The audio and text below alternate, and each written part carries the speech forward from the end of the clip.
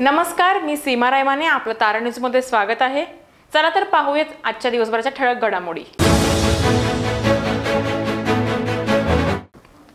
कोल्हापूर शहराच्या हद्दवाढी संदर्भात आज हद्दवाढ कृती समितीच्या वतीने महानगरपालिकेमध्ये बैठकीचं नियोजन करण्यात आलं होतं. मात्र वेळ घेऊन ही बैठकीला प्रशासक के मंजुलक्ष्मी यांची अनुपस्थिती होती. त्यामुळे ही बैठक निष्फळ ठरली. वेळ मागूनही जाणीवपूर्वक बैठकीला अनुपस्थिती दर्शवल्याचा आरोप करत हद्दवाढ कृती समितीने या गोष्टीचा निषेध केला. त्याचबरोबर महानगरपालिकेमुळेच शहराची हद्दवाढ रखडली असल्याचाही आरोप यावेळी करण्यात आलाय.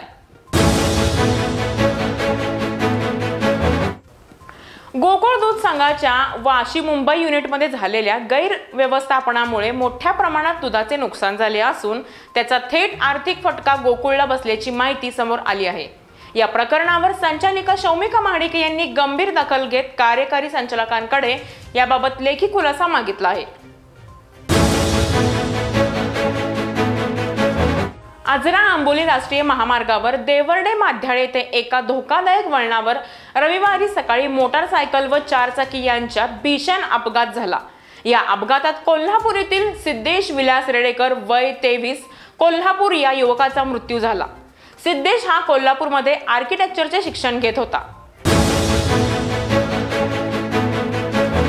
अश्विनी बिद्रे हत्याकांड प्रकरणात पनवेल सत्र न्यायालयाने महत्त्वाचा निकाल दिला आहे. मुख्य आरोपी व बडतर्फ पोलीस निरीक्षक अभय कुरुंदकर याला जन्मठेपेची शिक्षा सुनावण्यात आली आहे. तसेच या प्रकरणातील अन्य 2 आरोपी महेश फळणीकर आणि कुंदन भंडारी यांना प्रत्येकी 7 वर्षाची शिक्षा सुनावण्यात आली आहे. कोल्हापूर जिल्ह्यातील ज्योतिबा डोंगरावर 19 एप्रिल रोजी एका 45 ते 50 वयोगटातील अनोळखी पुरुषाचा गळा आवळून खून करण्यात आला होता. याबाबत कोडोली पोलीस ठाण्यात अज्ञात व्यक्तीविरोधात गुन्हा दाखल करण्यात आला होता. या प्रकरणाचा तपास स्थानिक गुन्हे अन्वेषण शाखेकडे सोपवण्यात आलाय. पोलिसांनी 120 पेक्षा अधिक सीसीटीव्ही फुटेज तपासून खुनासाठी वापरलेली ओमनी कार शोधली. ही गाडी बेळगाव जिल्ह्यातील राजू हुलागी याच्या मालकीची असल्याचे निष्पन्न झाले. त्यास ताब्यात घेऊन चौकशी केली असता मयत आप्पासो बोरगावे याचा खून गोंडप्पा शिंदे याच्या मदतीने केल्याची कबुली मिळाली. राज्य उत्पादन शुल्क कोल्हापूर विभागाच्या गडिंग्लज पथकाने 5,69,880 रुपयाचा गोवा बनावटीचा मद्यसाठा वाहनासह पकडलाय. या प्रकरणी महादेव पांडुरंग साळुंके, शंकर तात्याबा वगैरे आणि दादासाहेब गोरख वाघमोडे या संशयितांना अटक करण्यात आली आहे.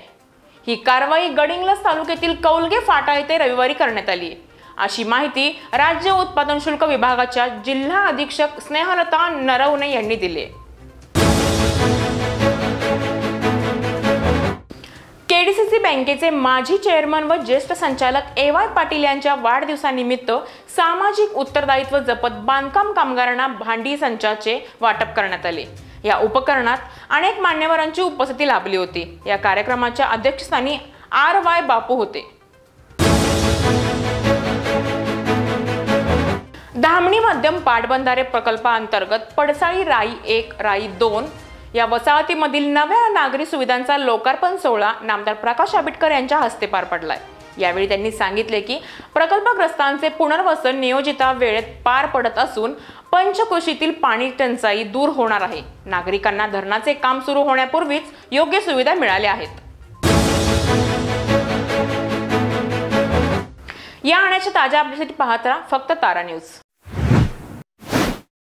बाळ, फ्रीजमधून श्रीखंड काढ ना. आम्ही पूर्वी घरीच बनवायचो श्रीखंड. त्याची चवच वेगळी होती. आता काय सगळं रेडीमेड. आजी, हे श्रीखंड खाऊन बघ.